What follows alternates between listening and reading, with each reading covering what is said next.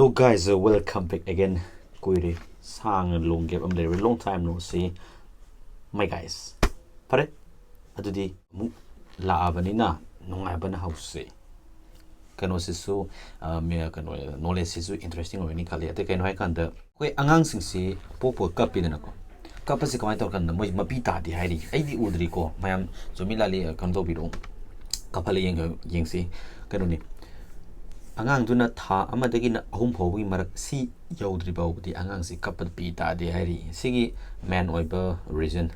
I don't know but simdang thamjage pare di memes loina video sing haunab dawsi memes san packet sage square ko miya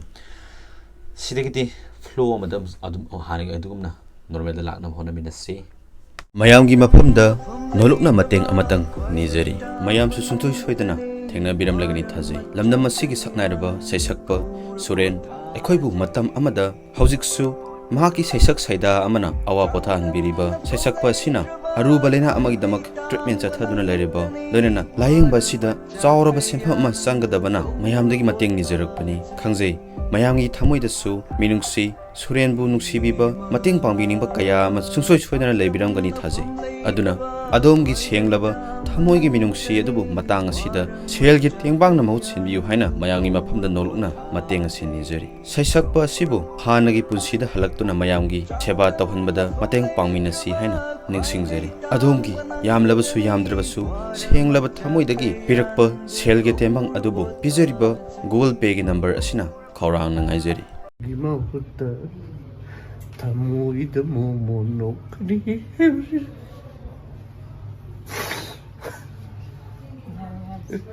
memes ki hanba yeng minasi kayin tarsina air pollution summi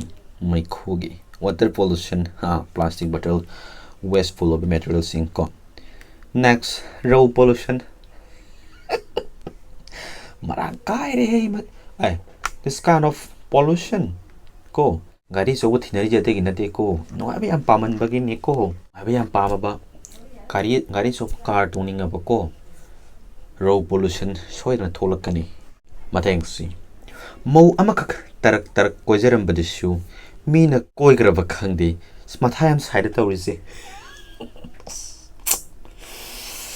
nuksibada jat bijat dharma gi khenaba leite lashabi mogi khenaba leite haibagi pochi yoksalakadori khangdre ho sangsar ko malem sida oithokpa yadaba kaya ma oithorakpa tabada tadriba kaya ma tarakpa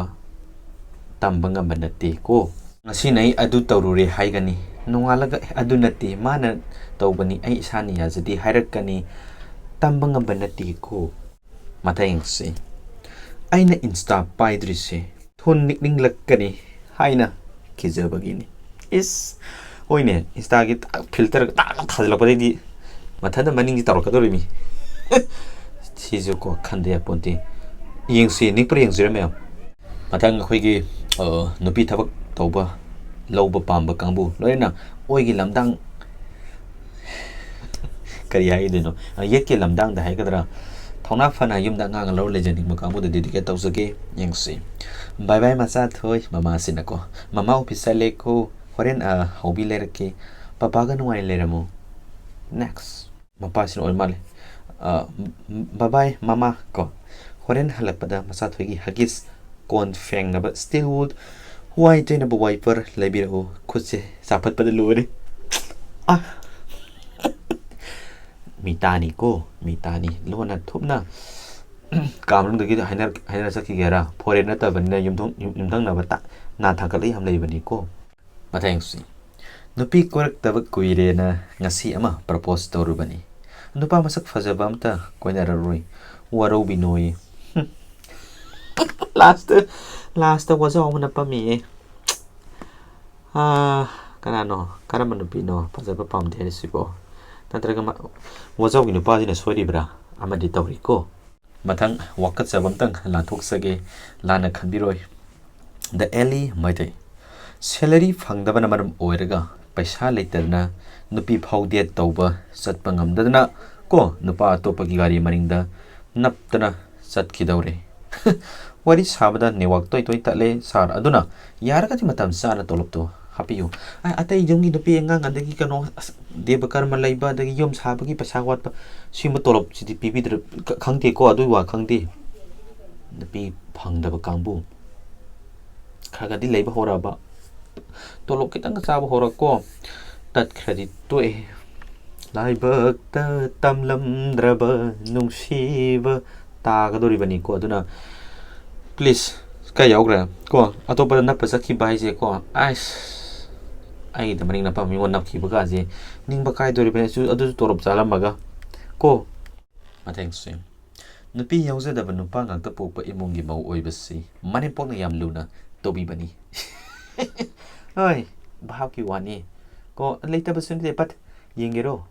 piraki yengero to ba ya pra ya yengero thanks sim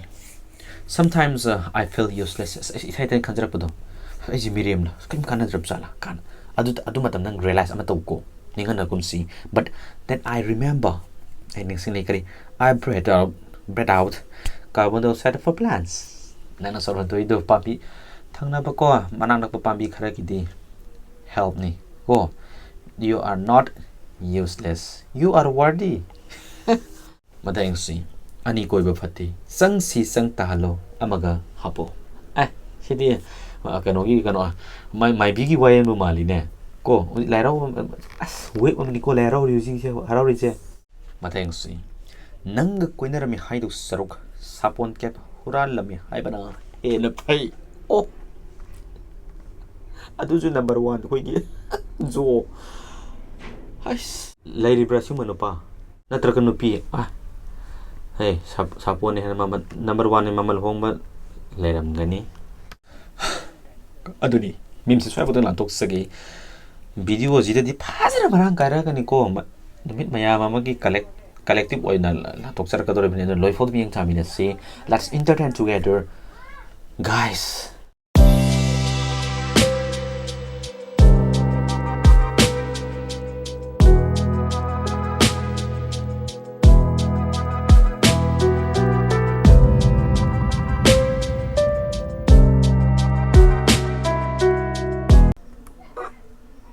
Saktam to yengse kedna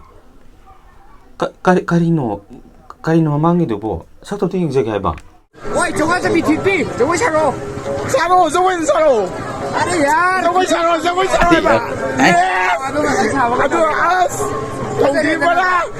moirang thui bi di ture komedi hapen sele ga si upai sunai le ti ka taure ayo ini phone tahu ni yang salah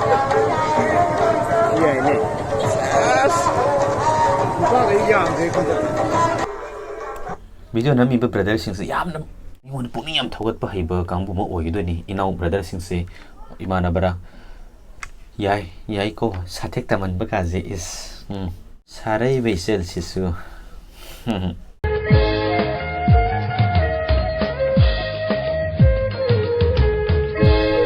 Kau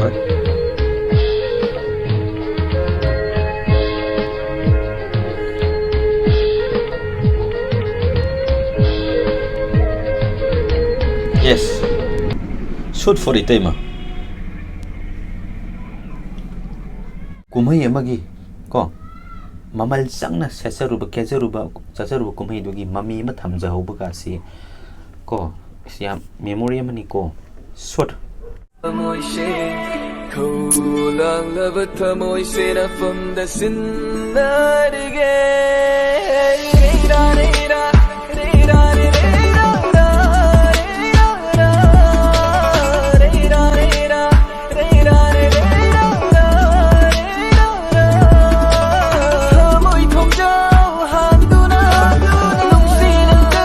amadu yet ke lamdang oidoribra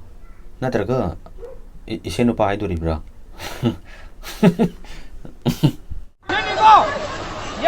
nam ai ngiram ni ko ase sai sang ge bizadi kono ko mokagi yuro longi long ko le ne azai ko gi yum makha te thom makha de isin na dum transport system oi bu si enjoy le stop bi ai ꯆꯍꯤ ꯆꯨꯞꯄ ꯑꯗꯨꯝ ꯊꯥꯖꯤꯟꯕ ꯌꯥꯏꯁꯦ ꯇ꯭ꯔꯥꯐꯤꯛꯁꯨ ꯀꯩꯅꯣ ꯑꯣꯏꯔꯔꯣꯏ ꯑꯗꯨꯝ ꯄꯦꯔꯦꯅꯦꯜ ꯑꯣꯏꯅ ꯆꯠꯈ꯭ꯔꯗꯧꯅꯤ flow ꯑꯃ ꯅꯥꯏꯔꯒ ꯌꯥꯏꯀꯣ ꯐꯔꯦ ꯒꯥꯏꯁ ꯀꯃꯦꯟ ꯁꯥꯎꯠ ꯑꯃꯗ ꯄꯥꯏꯈꯠꯆꯒꯦ ꯌꯦꯡꯃꯤꯟꯅꯁꯤ ꯀꯣꯔꯧ ꯀꯩꯅꯣ ꯂꯨꯋꯥꯡ ꯁꯥꯔ ꯃꯥꯅꯤꯀꯣ ꯕ꯭ꯔꯣ ꯑꯦꯀꯦ ꯅꯪꯒꯤ ꯗꯤꯝꯄꯜꯁꯦ ꯁꯦꯒꯥꯏꯔꯦ ꯌꯥꯗ꯭ꯔꯕꯅꯤ ꯀꯣ ꯁꯣꯔꯤ ꯐꯣꯔ ꯃꯥꯏ ꯗꯤꯝꯄꯜ ꯏꯟꯀꯟꯚꯤꯅꯤꯌꯟꯁ ꯃꯊꯪꯁꯤ ꯔꯤꯀꯦꯁ ꯂꯨꯋꯥꯡ ꯕ꯭ꯔꯣ ꯃꯤꯠꯇꯣ ꯂꯧꯊꯣꯔꯛꯀꯅꯣ ꯀꯤꯌꯦ खुजनसिरा मथेंसी राहुल आरामपम जिम साने यारक्ते बुलेट थवी यारक्ते आईफोन अमुक पायरगे येंगे यारक्ते लास्ट दी ब्रो टायरेल द तारक तो माले तारे मसा कोई चंग ताबा मना खर खलगा ता साइ भिडियो नत्रा हिरम खुदिंग मकी नंगना ट्राई तौरुरे यारक्ते हाबा नत्रो कदाइदे या हे गाड़ी खक्तना दगी अमा खक्तना याबा नते मी सी जो फबसी याम दरकार लेमी नंग ब्रदर नंगबो सी कल्लुमी फागी नते को नुपी की तोखरो अमा की तोखरो ओइदब को ओइदब कया मंगांग मी सुमतनरी सिदी ओइदब ngange di lat kanoidu nang na su mangang tar lat laba nang chumdrabani ko aduna oidaba ngange di or nupi koi ba sidu kaino thamoi singna ga nusi tin tongan bamni ya dabam yan ngai tar nang stit khara ta khar le yana na ba how to console her kai le sida le aduna lat da badam si khara ko lalombi de tam fare 차부등 탐색에 아두디 마탕의 비디오다 몽알게 보드락스게 맞도 봉가민나시 나시디 카나이 마탕니 주리 시우게 노 넥스트 비디오